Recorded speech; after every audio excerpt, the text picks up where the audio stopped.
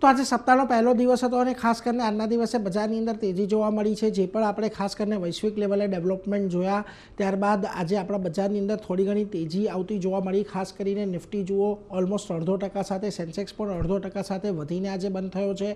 Bank નિફ્ટીમાં જો કે આજે થોડુંક અહીંયા મિશ્ર કારોબાર રહેતું જોવા મળ્યું, પરંતુ ઓવરઓલ આજના દિવસે અહીંયા પણ તમને એક ગ્રીન ઝોનની અંદર જ ક્લોઝિંગ આવતું દેખાયું છે। જ્યાં આગળ તમને આજના દિવસે મિડકેપ અને સ્મોલ કેપ પર આવો તો અહીંયા મિશ્ર કારોબાર રહ્યો છે। મિડકેપમાં જે ઘણા બધા સ્ટોકમાં દબાણ હતું સમાચાર સ્પેસિફિક, એને લઈને ખાસ કરીને મિડકેપ લાલ નિશાનમાં બંધ થયો, પરંતુ સ્મોલ કેપમાં એક ગ્રીન ઝોનમાં કારોબાર જોવા મળ્યું। જો કે અહીંયા પણ દિવસના ઉચ્ચતમ સ્તરથી થોડું તો આપણને દબાણ આવ્યું હતું। ખાસ કરીને વાત કરી લઈએ સેક્ટર્સથી તો આજના દિવસે જુઓ તમને ખાસ કરીને પીએસયુ બેન્કોમાં એક સારી તેજી જોવા મળી, ફિન નિફ્ટીમાં એક મજબૂતી હતી। આ ઉપરાંત ઓટો સેક્ટર અને એફએમસીજી સેક્ટર તમને અહીંયા ખરીદારીના કેન્ડિડેટ રહેતા દેખાયા છે।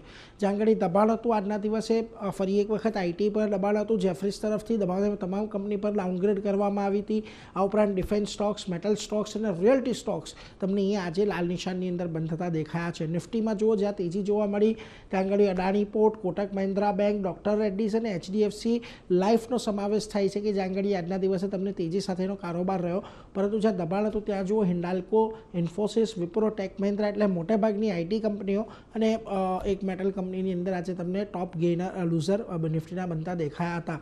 મિડકેપની અંદર ઇન્ડિયન બેંક્સ, ક્યુમિન્સ, વિશાલ મેગામાર્ટ, ભારત ફોર્જ આ બધી જગ્યાએ ખરીદદારી રહી, પરંતુ જ્યાં દબાણ આવ્યું એ વધારે મહત્વનું હતું। આઈડીએફસી ફર્સ્ટ બેંકના જે સમાચાર આવ્યા 590 કરોડના હરિયાણાની બ્રાન્ચના ઘોટાળાને લઈને એક મોટો ઘટાડો રહ્યો। યુપીએલમાં જે રિસ્ટ્રક્ચરિંગની જાહેરાત થઈ તે બજારને ન પસંદ આવી એટલે ઘટાડો જોવા મળ્યો, અને ગોડફ્રે ફિલિપ્સ અને એવું સ્મોલ ફાઇનાન્સ બેંક પણ આજે ઘટીને બંધ થયા છે। હવે આવતીકાલે ખાસ કરીને આપણે નિફ્ટીની ફેબ્રુઆરી મહિનાની એક્સપાયરી આવવાની છે।